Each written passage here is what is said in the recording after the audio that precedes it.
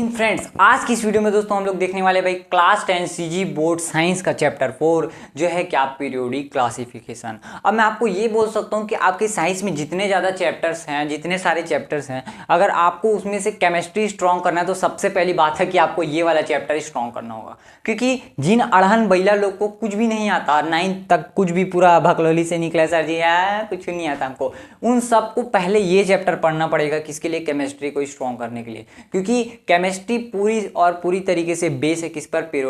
आपका periodic table है, और उसी पीरियोडिक टेबल की स्टडी को आज हम लोग करने वाले हैं सर जी। अब आप में से सब लोग को मैं बता देता हूँ कि आप में से बहुत लोगों को भाई कॉन्सेप्ट तो कुछ नहीं, 80% लोग तो वैसे ही आते हैं जिन लोगों को कुछ नहीं आता है कॉन्सेप्ट का हो। तो मैं उन सबको ये बता रहा हूँ कि आप इस चैप्टर को पढ़ने के बाद ना एक बात सोचना कि भाई तबाही तरीके से मेरा पूरा कॉन्सेप्ट क्लियर हो गया, अब तो केमिस्ट्री हलवा लगता है। क्यों?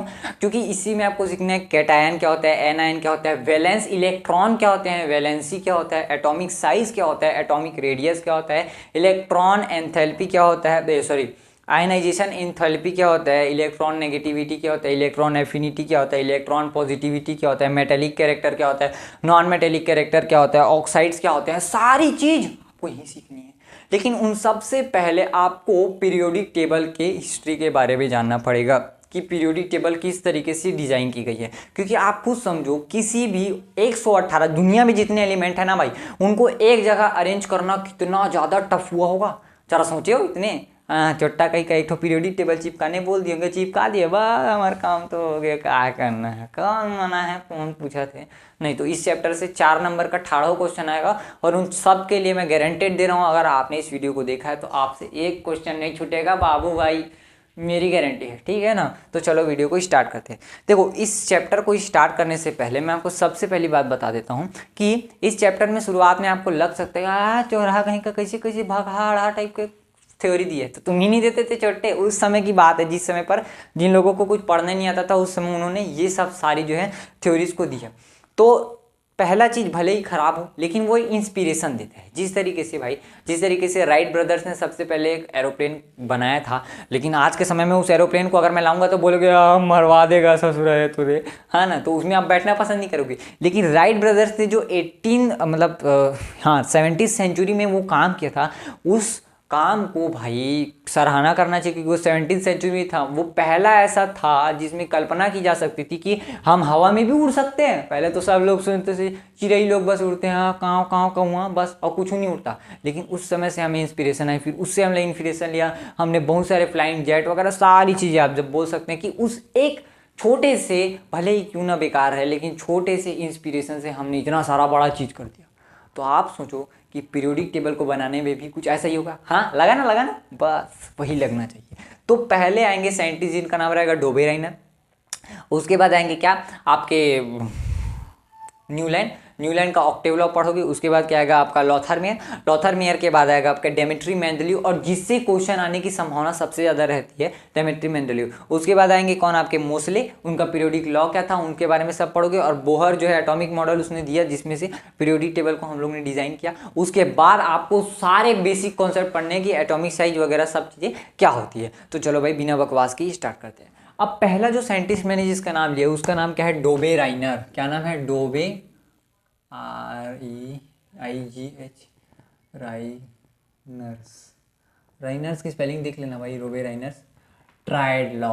अब देखो, पेन कॉपी लेके बैठ जाओ, और जे भाकलवा बता रहा हूँ, जो पेन कॉपी लेके जो भी नोट्स बना रहा हूँ वो नहीं लिखना, याद रखना रे। तुम लोग अगर क्वेश्चन आएगा नहीं बना पाओगे, याद रखना इस चीज़ को। एक बार में किसी के पास डाउनलोड नहीं होता, एक बार लिख के रखो, फिर सीधा डाउनलोड मारना, यहाँ से सीधा डाउनलोड मारो। फिर जो चीज़ आपको लगे कि हाँ यार इसको भूल रहा हूँ, उसको कॉपी में आपको जरूर से लिख के रखना है। और अभी यहीं पे मैं लिखाते जा रहा हूँ, आपको लिखना है। तो चलो बिना बकवास की स्टार्ट करते हैं। देखो, डोबे राइनर्स ट्राइड लॉ। अब आपको सबको समझ आ रहा है, ट्राइड 3 से कुछ जुड़ रहा है सर, हाँ 3 से कुछ जुड़ रहा है।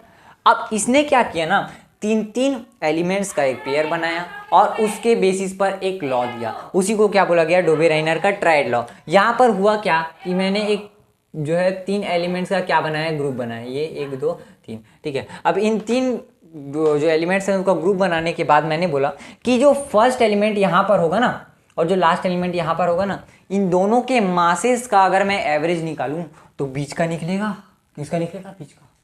बीच का निकलेगा। अब कैसे सर जी? तो इसका सबसे बेस्ट एग्जांपल है, और अगर पेपर में आया तो आपको यही एग्जांपल लिखना है कि ऊपर में अगर मैं लिखूं लिथियम, उसके बाद आएगा क्या आपका सोडियम, फिर आएगा क्या पोटेशियम। तो लिथियम जो रहता है उसका एटॉमिक नंबर 3 होता है, इसका एटॉमिक मास 7 होता है, इसका एटॉमिक मास 11 होता है, इसका एटॉमिक मास 23 होता है, और इसका 19 होता है, और इसका ऊपर में 39 होगा। ठीक है, तो इस तरीके से मतलब जो पोटेशियम और लिथियम के सम का अगर मैं एवरेज निकालूं तो सोडियम के मास यानी कि 23 के बराबर आना चाहिए।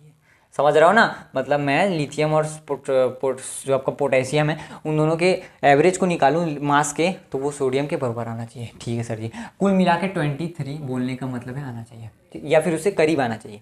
तो एवरेज कैसे निकाला जाता है आप सबको पता है कि अगर 2 एलिमेंट है तो 2 से डिवाइड कर देते हैं, 3 एलिमेंट है 3 से।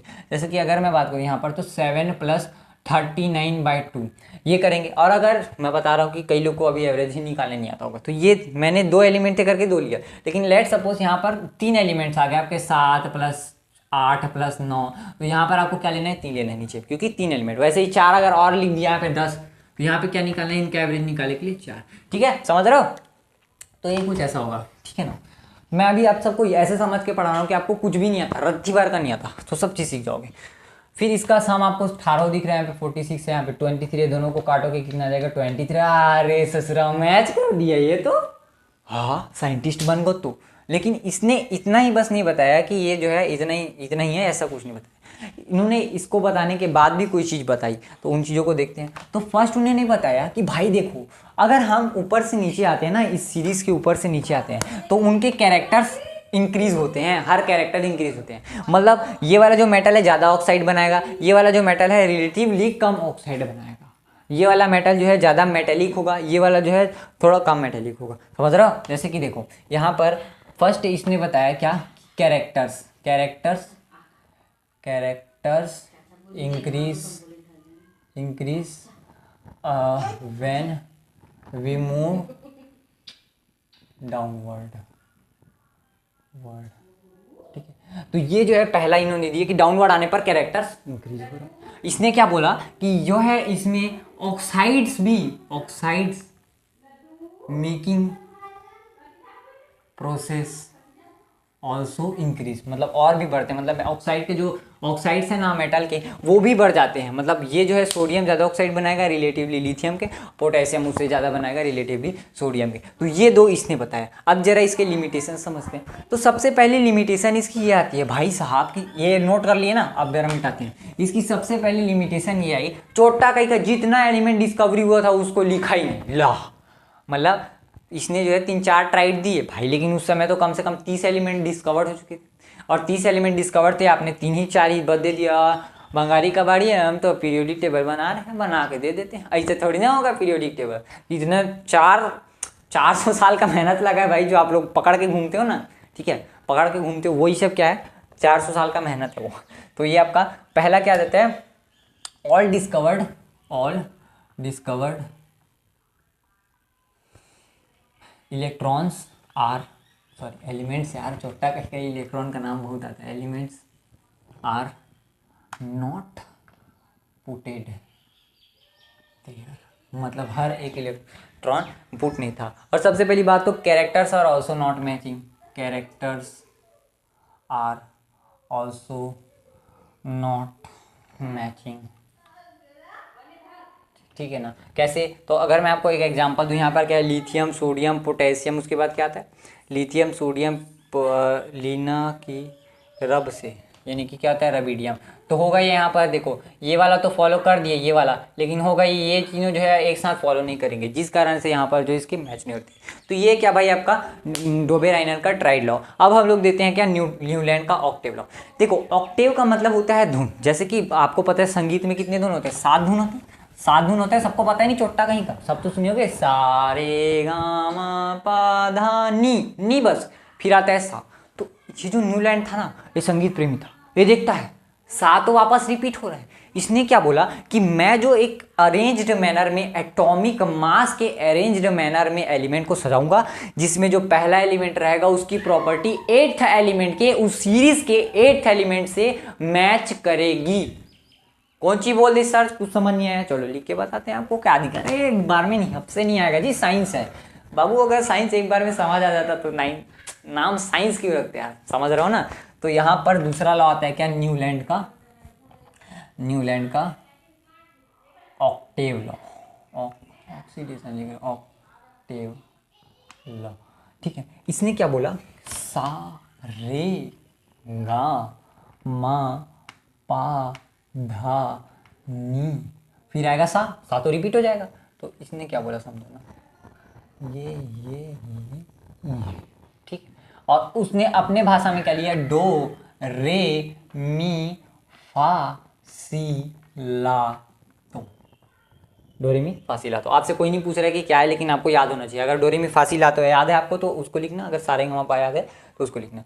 तो इसने क्या बोला, तो उस समय मैं लिखता हूँ हाइड्रोजन, हीलियम नहीं था क्योंकि हीलियम नोबल गैस है। और याद रखना नोबल गैस किसी से रिएक्ट नहीं होते, इसलिए उनकी प्रॉपर्टीज पकड़ना और उनको पकड़ना बहुत ज़्यादा मुश्किल था, इसलिए वो लोग पकड़ा पकड़ी ज़्यादा, छुपन छुपाई में कई लोग एकदम किंग बन जाते हैं, हम ही हैं किंग, तो उसी तरीके से वो एकदम छुप के रहते हैं और उन लोग को बहुत बाद में डिस्कवर किया जाता है। अभी अभी हाल ही में डिस्कवर होता है 1900 वगैरह में कुछ डिस्कवर हुआ था कि आपका नोबल गैसेस, ठीक है ना। तो हाइड्रोजन, फिर हीलियम नहीं lithium, hydrogen helium lithium beryllium boron carbon nitrogen oxygen fluorine neon नहीं बाबू।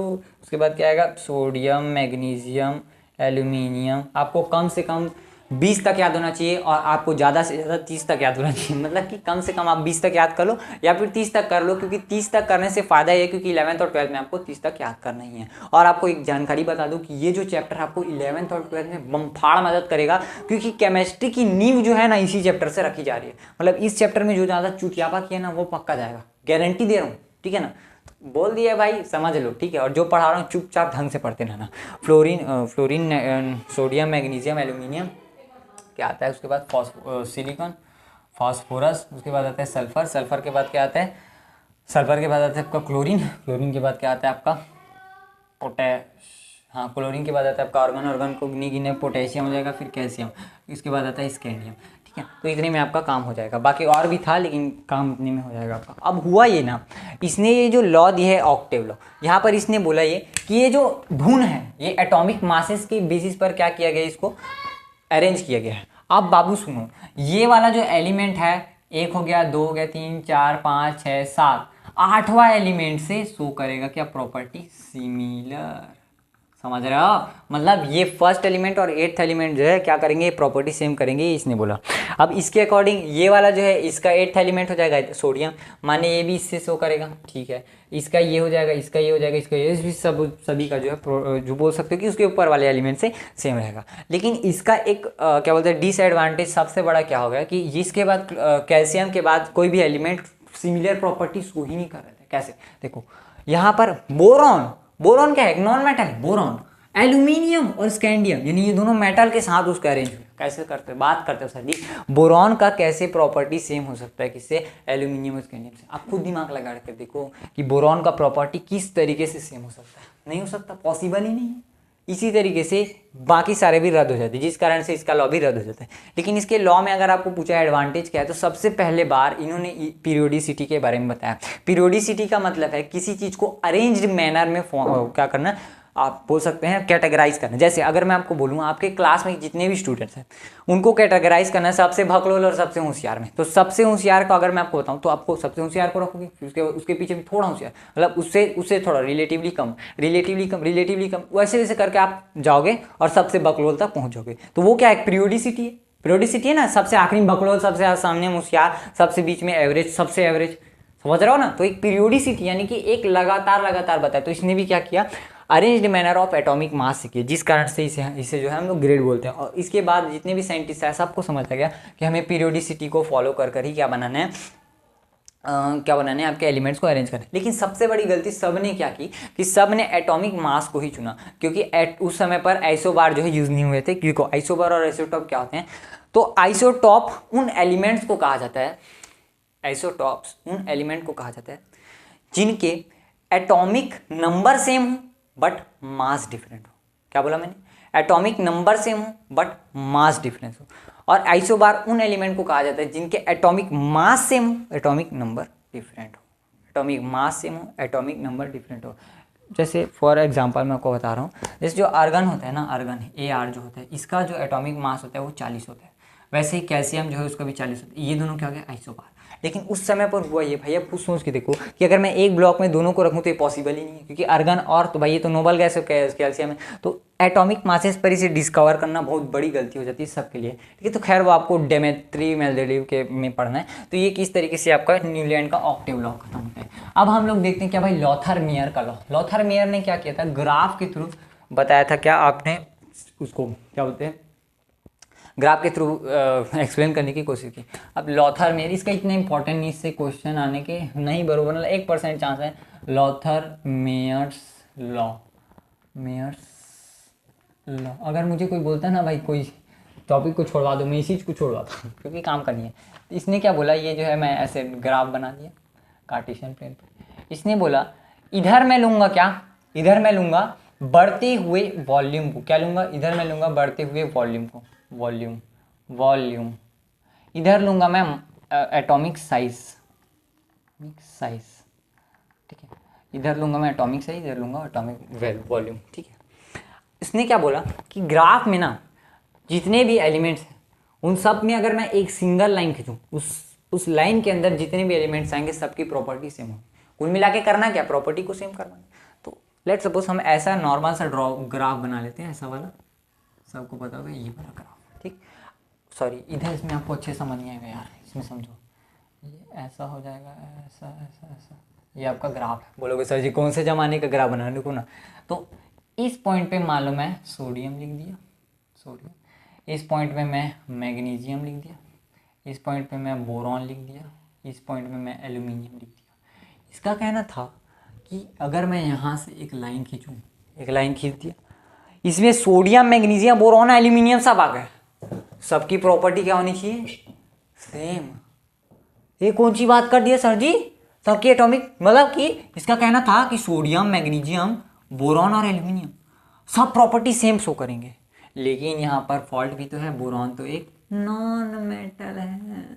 अब नॉन मेटल आप क्या करोगी, तो ये इसी तरीके से इसका भी रद्द हो जाता है। मतलब आपको समझना है, ये कुल मिला के ये एक वॉल्यूम और एटॉमिक साइज के बेसिस पर था, जिसमें उसने ग्राफ बनाया, एक लाइन खींचा, लाइन खींचने पे जितने एलिमेंट्स आए वो लोग क्या थे, वो लोग की प्रॉपर्टी क्या होगी, सेम होगा। अब इसे आप छोड़ भी सकते हैं, अगर आपके टीचर्स इस पे ज़्यादा वैल्यू देते हैं तो क्वेश्चन में अगर आ सकते हो तो आप देखना, वरना मेरी मानते हो तो इसे छोड़ भी सकते हो, इसे कोई ज़्यादा इंपॉर्टेंट चीज़ नहीं। अब देखते हैं इस पूरी चैप्टर का सबसे इंपॉर्टेंट टॉपिक जो है दोस्तों, क्या, डेमेट्री मेंडेलीव का क्या है आपका टेबल। उस टेबल को पढ़ने के बाद भाई रातों की नींद, दिनों का चैन सब जो क्या होता है उड़ जाता है, ठीक है ना। तो चलो उस टेबल को हम लोग देखते हैं। तो भाई ये है कि आपका मेंडेलीव का पीरियोडिक लॉ। देखो मेंडेलीव का पीरियोडिक लॉ था, इसने एक लॉ दिया जिस प्रकार से डोबेरेनर ने अपने ट्राइड लॉ में बताया था कि जो फर्स्ट एलिमेंट और लास्ट एलिमेंट है, जो थर्ड एलिमेंट है, उन दोनों के एवरेज को निकालेंगे तो बीच में उसका सम आएगा। उसी तरीके से इसने भी अपना एक पीरियोडिक लॉ बनाया जिसके बेसिस पर इसका पूरा क्या था। देखो पीरियोडिक लॉ अगर मैं कहीं पर भी बोल रहा हूँ तो पीरियड का मतलब क्या होता है, टाइम इंटरवल। तो टाइम इंटरवल के अकॉर्डिंग उसने बनाया। तो यहाँ पर आप इसे पढ़ सकते हैं कि all the physical and chemical properties of an elements is the periodic function of their atomic masses. क्या बोले सर जी, समझिए, मतलब जो सारे एलिमेंट, जितने भी एलिमेंट्स हैं आपके पीरियोडिक टेबल में, उन सब एलिमेंट्स का फिजिकल और केमिकल प्रॉपर्टी वो सब डिसाइड करेगा कौन, देयर एटॉमिक मासेस। मतलब वो सब डिसाइड होंगे किसके द्वारा, एटॉमिक मासेस के द्वारा। मतलब कि अगर मैं बात करूं हाइड्रोजन की सारी प्रॉपर्टीज जो है, सॉरी हाइड्रोजन बोलता हूं यार, हाइड्रोजन, और जैसे मैं आपको बात करूं उसके बाद जितने भी एलिमेंट्स आप रखेंगे तो वो सब एक अरेंज मिरर में होंगे किसके, एटॉमिक मासेस के। और यही सबसे बड़ी गलती हो जाती है क्योंकि बाद में फिर डिस्कवर हो जाता है आइसोबार। अब जरा भाई ये जो टेबल था इसे अगर आप जरा देखोगे अपने बुक में तो वहां पर आपको मिलेगा क्या, सबसे पहले इसने बोला था क्या कि इसने दिया था क्या, हॉरिजॉन्टल रोज और क्या बोलते हैं आपके, क्या बोलते हैं, वर्टिकल कॉलम्स। वर्टिकल कॉलम्स और 7, इसने 6 हॉरिजॉन्टल रोज दिए थे और जो 7 और इसने जो है 8 वर्टिकल कॉलम्स दिए थे। अब सर जी इससे फ़ायदा क्या हुआ, देखो इसने क्या किया था ना, सबको एक अरेंज्ड मैनर में बनाया था और अरेंज्ड मैनर में करके इसने एक एक ब्लॉक पे 2-2 एलिमेंट लिए थे। और सबसे बड़ी बात तो ये है कि उस समय के जितने भी डिस्कवर्ड एलिमेंट थे 63, उन सबको इसने अपने टेबल में रखा था। तो आपको इससे 4 नंबर के लिए क्वेश्चन क्या आएगा, आपको इसके मेरिट लिखनी है और डीमेरिट लिखनी है। तो सबसे पहले आपको मेरिट लिख देता हूँ। मेरिट का मतलब होता है क्या कि इसमें खासियतें थी। तो मेरिट्स में क्या क्या आएगा, फर्स्ट, मेरिट्स में फर्स्ट आएगा क्या कि हाँ ही, ठीक है, he arranged in his table all known elements, और इसे आप ब्रैकेट में 63 भी लिख सकते हो। तो मतलब उसने सारे हर एलिमेंट्स को अरेंज किया जो डिस्कवर्ड हो चुके थे, जो अपने आप में बहुत बड़ी बात है। सबके प्रॉपर्टीज़ को सेम करवाना, और वो बहुत बड़ी बात हो जाती है। और इसने भी जो है स्पेस फॉर अनडिस्कवर्ड एलिमेंट्स। देखो भाई, सबसे बड़ी बात तो ये है कि इसने स्पेस दिया था अनडिस्कवर्ड एलिमेंट के लिए। और सबसे बड़ा भगलोली का बात ये था कि जो न्यू लैंड था, चोट्टा कह के बोलता था अब इतने एलिमेंट्स है, इससे ज़्यादा एलिमेंट्स हो ही नहीं सकते, जो पॉसिबल नहीं है क्योंकि एलिमेंट्स दिन ब दिन बढ़ते जा रहे हैं, ठीक है ना। तो इसने क्या किया था, स्पेस दिया था अनडिस्कवर्ड एलिमेंट के लिए, जो अपने आप में बहुत बड़ी बात थी, ठीक है। और इसने जो है क्या किया था, इसने प्रेडिक्ट कर दिया था, ही predicted the properties of unknown elements। Example, एक का एल्यूमिनियम और एक का सिलिकॉन।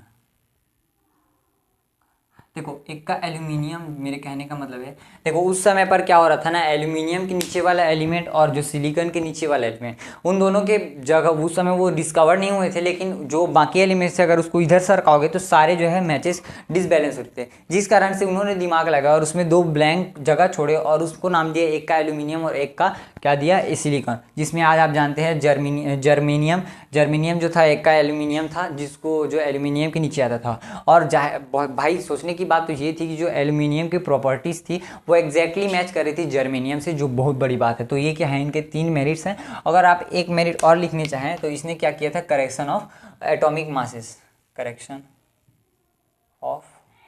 एटॉमिक मासेस, मतलब इसने एटॉमिक मासेस जो थोड़ा से वो हो गए थे उसको जो है करेक्ट किया था। तो ये क्या आपके 4 मेरिट्स है, इसको आप नोट कर लीजिए। अब हम लोग देखते हैं कि डीमेरिट्स।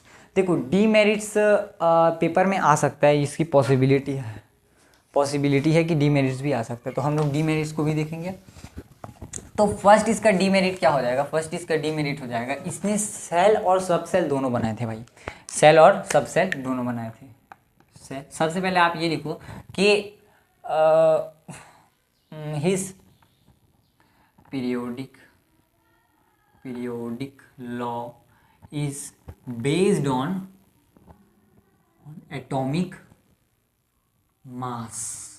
ये सबसे बड़ी गलती थी, क्योंकि उस समय पर आइसोबार आ जाएंगे, फिर आइसोबार फिर तहलका मचा देंगे, ठीक है ना। तो एटॉमिक मास पर था, ये सबसे बड़ी इनकी गलती थी।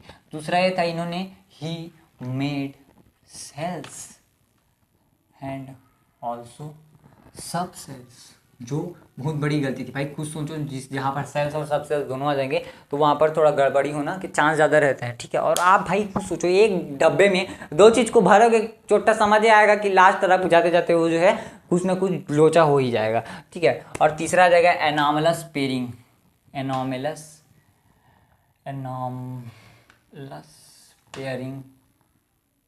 ऑफ एलिमेंट्स, ठीक है ना। ये समझते रहना यार, क्योंकि सट आपको मेरे साथ ही लिखना है। वीडियो को पॉज कर देना, फटाफट लिखते जाना। एनॉमलस पेयरिंग ऑफ एलिमेंट्स का मतलब क्या है, जो अभी आपको नए पीरियोडिक टेबल में देखने को मिलता होगा। आप जरा पीरियोडिक टेबल में चेक करना कि कोबाल्ट का एटॉमिक मास जो है निकल से ज़्यादा है, लेकिन वो फिर भी निकल के पहले आता है। तो ये बहुत बड़ी चीज़ थी जो एनॉमलस पेयरिंग इसने नहीं किया था। और चौथा हो जाता है क्या, पोजीशन ऑफ हाइड्रोजन एटम।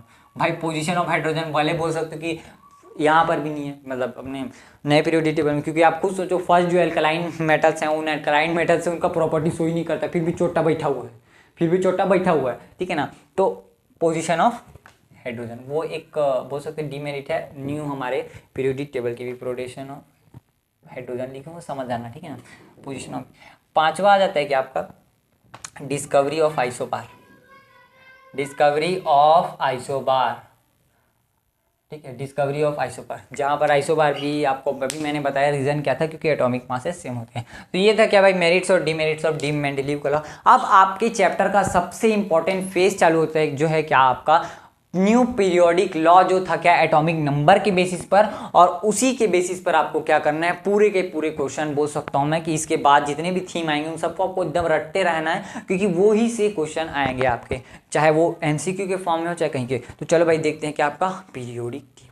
भाई अब हम लोग देखते हैं क्या मॉडर्न पीरियोडिक लॉ। देखो भाई मॉडर्न पीरियोडिक लॉ क्या कहते हैं, मतलब देखो ये लॉ जो है सबसे पहले बार मोसले ने प्रपोज किया था। मोसले आपको पता होगा, हेनरी मोसले ने इसको बताया। उन्होंने बहुत ज़्यादा गहन रिसर्च किया, एक्सरे गामा रे वगैरह के बारे में रिसर्च किया, तो उन्होंने ये पाया कि जो इलेक्ट्रोमैग्नेटिक वेव है, जो बड़े बड़े वर्ड बोलूंगा ना उसको ध्यान में देना, क्योंकि आप 11th में से पढ़ने वाले हो अगर आप साइंस के फील्ड को चॉइस करते हो तो उन्होंने देखा कि जो पार्टिकल्स हैं वो एटॉमिक मासेस पर डिपेंड कर ही नहीं रहे, वो तो number of photons per depend कर रहे हैं जो हमारे क्या है न्यूक्लियस के अंदर में होते हैं। फिर उन्होंने दिमाग लगाया कि क्यों ना हम इसे एटॉमिक नंबर के बेसिस पर सजाएं, क्योंकि एटॉमिक मासेस पर सजाने से दिक्कत ये हो रहा था, उस समय आइसोबार की खोज हो चुकी थी, क्योंकि ये जो है 1913 की बात है।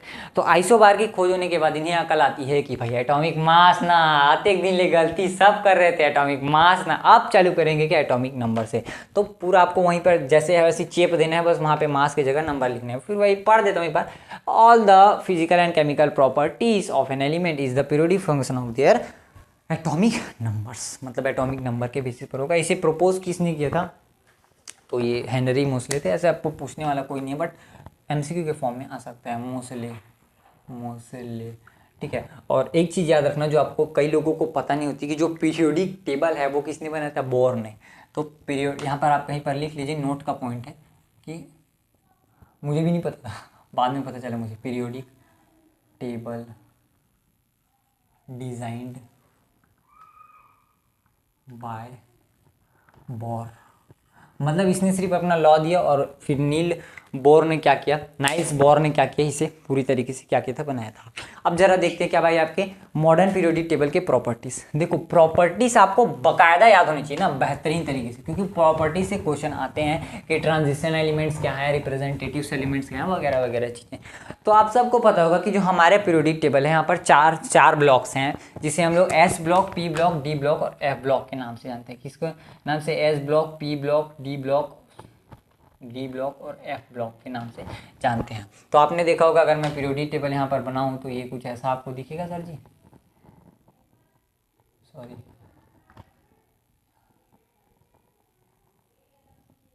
कुछ ऐसे ही दिखेगा आपको, ये ऐसा कुछ दिखेगा। यहाँ पर नीचे में कुछ लावारिस टाइप के लोग भी दिखेंगे, लेंथ एंड डायरेक्ट ने लावारिस, ठीक है ना, लावारिस इन लोग बहुत ज़्यादा बदतमीज किस्म के हैं, इसलिए इनको बाहर रखा गया। ऐसा नहीं रहता क्लास में का जो लड़का लड़का रहता है एकदम खजराइल कहीं का, सर ये वाले कोनो मेरे को मार रहा है, कोचाक रहा है वाला, भग चोटा का, इसलिए लोग को मेरा बहुत दिमाग खराब है। चोराएगा सर देख कोचाक दिस चोराएगा, सर को बताएगा कोचाक दिस। तो ये जो है इसे हम लोग एफ ब्लॉक के नाम से जानते हैं, इसे हम लोग डी ब्लॉक के नाम से जानते हैं, इसे हम लोग एफ ब्लॉक के, इसे एस ब्लॉक के और इसे पी ब्लॉक के, ठीक है। तो इसे हम लोग नाम देते हैं एस पी डी एफ। तो आप इसे ध्यान से निहार लीजिए, अब इसी के बेसिस पर हम सब बढ़ेंगे। देखो एस ब्लॉक में कितने एलिमेंट्स आते हैं, तो एस ब्लॉक में मैं ग्रुप का नंबर लिख रहा हूँ, ग्रुप नंबर 1 और 2 के एलिमेंट्स आते हैं, ठीक है। ग्रुप नंबर 1 और 2 के एलिमेंट्स कहाँ पर आते हैं, आपके एस ब्लॉक में।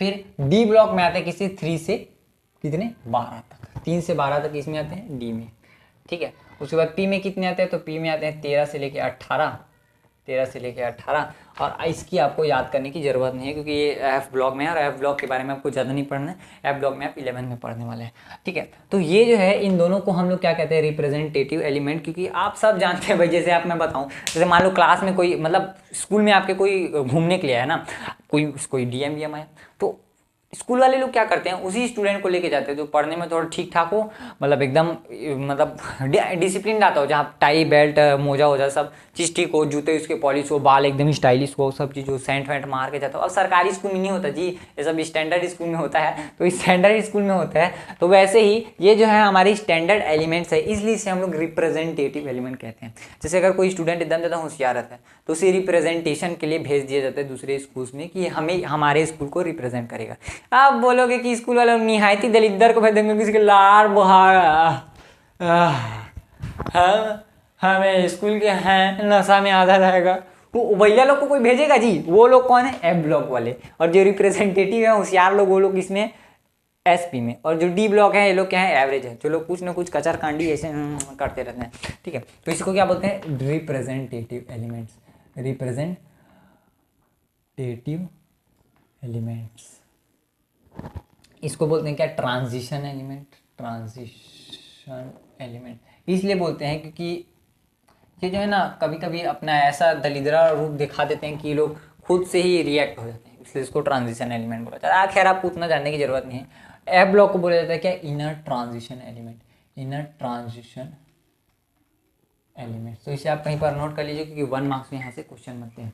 अब हम लोग देखते हैं क्या कि जो हमारा न्यू पीरियोडिक टेबल है उसमें क्या क्या आपके फंक्शंस है। तो मैं उसकी क्या लिखा रहा हूँ, functions of new periodic table लिखा दीजिए। फंक्शंस ऑफ,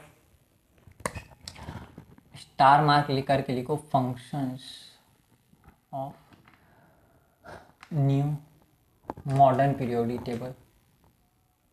पीरियोडिक टेबल आप लिखते रहना कोई चीज।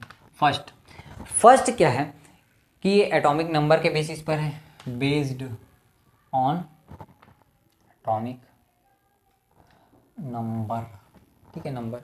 दूसरा क्या है, दूसरा है कि इसमें 8 वर्टिकल कॉलम्स, सॉरी हाँ 8 वर्टिकल कॉलम्स जिसे ग्रुप के नाम से जाना जाता है।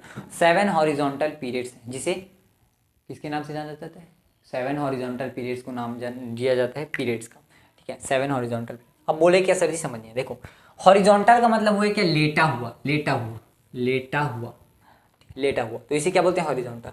और वर्टिकल का मतलब जो परपेंडिकुलर, इनकी सीधा सीधा खड़ा रहता है उसको क्या बोलते हैं, परपेंडिकुलर। तो ये क्या गया, वर्टिकल। मतलब जितने एलिमेंट, जैसे आप, मैं अगर यहाँ पर पीरियोडिक टेबल बनाऊँ तो अगर ये कुछ ऐसा होगा, अब ऐसा आप देखते रहो जी, ऐसे ऐसे कुछ है ऐसा, ठीक है।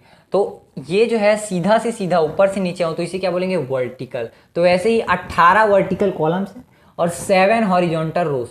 कितने हैं, 7 हॉरिजॉन्टल रो। अब बोलोगे सर जी ये दोनों को भी क्यों नहीं गिने, तो ससुरा देखना यहाँ पर कि जो लेंथेनॉइड 57 से चालू होगा, ये 79 से, और यहाँ पर 2 ब्लॉक ऐसे होंगे जो खाली होंगे और उनमें जो है बीच में गैप रहेगा, और जो लास्ट होगा इस वाले से, मतलब ये जो है लास्ट होगा यहाँ तक और ये वाला जो है लास्ट होगा यहाँ तक, और उसके बाद के एलिमेंट्स के नंबर देंगे। नहीं 57 है ना, तो यहाँ पर 58 नहीं लिखा होगा, देखना 58 नहीं लिखा होगा क्योंकि इसमें जो है कितने एलिमेंट्स हैं, 18 एलिमेंट्स, तो 18 एलिमेंट को पेल के लिखा होगा, ठीक है। तो ये क्या हो जाएंगे आपके वर्टिकल कॉलम्स हो जाएंगे आपके हॉरिजॉन्टल रेस, और उसी को क्या बोला जाता है, वर्टिकल को ग्रुप, और इसको क्या बोला जाता है, पीरियड बोला जाता है, ठीक है ना, पीरियड बोला जाता है।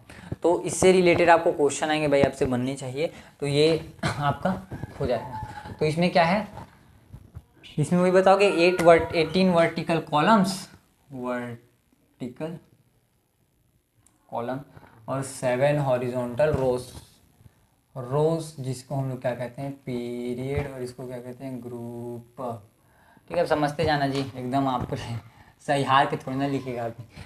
तीसरा क्या कि इसने जो है सेपरेट किया किसको, मेटेलिक, मेटल्स और नॉन मेटल। मैं बोल रहा हूँ जी आप लोग लिखना कि सेपरेट किया किसको, मेटल और नॉन मेटल को।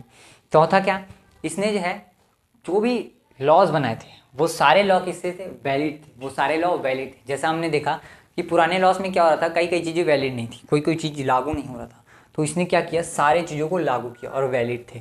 तो इस तरीके से आपका क्या होता है, यह मॉडर्न पीरियोडिक टेबल का फंक्शन रहता है। अब मैं बोल सकता हूँ कि यहाँ तक किसी को भी डाउट नहीं होना चाहिए, सारी चीज़ें क्लियर होनी चाहिए, और मैं जितनी चीज़ें लिखाया हूँ सब चीज़ों को कोई कॉपी में नोट्स करते जाना। अब यहाँ तक हमने अपने चैप्टर का एक पूरा फेज खत्म कर दिया। अब हम लोग क्या कर रहा हूँ मैं, देखो ये वाला वीडियो में अगर बताऊँ तो वीडियो बहुत ज़्यादा लंबा हो जाएगा, तो उसलिए हम लोग नेक्स्ट वीडियो में क्या देखने वाले हैं, आपका एटॉमिक साइज, जो जितने भी आपके बेसिक फंडामेंटल पूरा बेस क्लियर करा दूंगा नेक्स्ट में केमिस्ट्री का, कि एटॉमिक साइज क्या होता है, एटॉमिक रेडियस क्या होता है, वैलेंस इलेक्ट्रॉन क्या होता है, वैलेंसी क्या होता है, इसमें डिफरेंस क्या है, आयनाइजेशन एंड एंथैल्पी क्या होता है, और आपका इलेक्ट्रोनेगेटिविटी क्या होता है, और जो आपका इलेक्ट्रॉन एफिनिटी क्या होता है, और उन सब के बेसिस पर कम से कम 10 क्वेश्चन देखेंगे। कितने क्वेश्चन, 10 क्वेश्चन, और किस टाइप के क्वेश्चन थ्योरेटिकली आते हैं और किस टाइप के क्वेश्चन जो प्रैक्टिकली माइंड बेसिस पर आते हैं, उस टाइप के हम लोग 10 क्वेश्चन कल देखने वाले हैं। तो भाई मिलते हैं नेक्स्ट वीडियो में, तब तक के लिए बाय बाय। और इस वीडियो को देखने के बाद वो वाला वीडियो जरूर से देखना, क्योंकि मैं बता सकता हूँ कि अगर इस वीडियो से बोल सकते हैं कि इस वीडियो का चांस है कि यहाँ से 30% चांस है कि क्वेश्चन है, लेकिन नेक्स्ट वीडियो जो होगा वो पूरी तरीके से बेस्ड होगा प्रॉपर्टीज से, और प्रॉपर्टीज से ही 4 नंबर के क्वेश्चन पूछे जाते हैं। मतलब अगर आप इस वीडियो को देख रहे हो 30% के लिए, और अगर उस वीडियो को आपने नहीं देखा तो आपके लिए पूरा व्यर्थ है चैप्टर, क्योंकि नेक्स्ट वीडियो से 70% क्वेश्चन आने वाले हैं, और हम लोग नेक्स्ट वीडियो में क्वेश्चन प्रैक्टिस भी करने वाले हैं, इसलिए आपको नेक्स्ट वीडियो जरूर से देखना है दोस्तों। अब मिलते हैं दोस्तों नेक्स्ट वीडियो में, तब तक के लिए बाय बाय।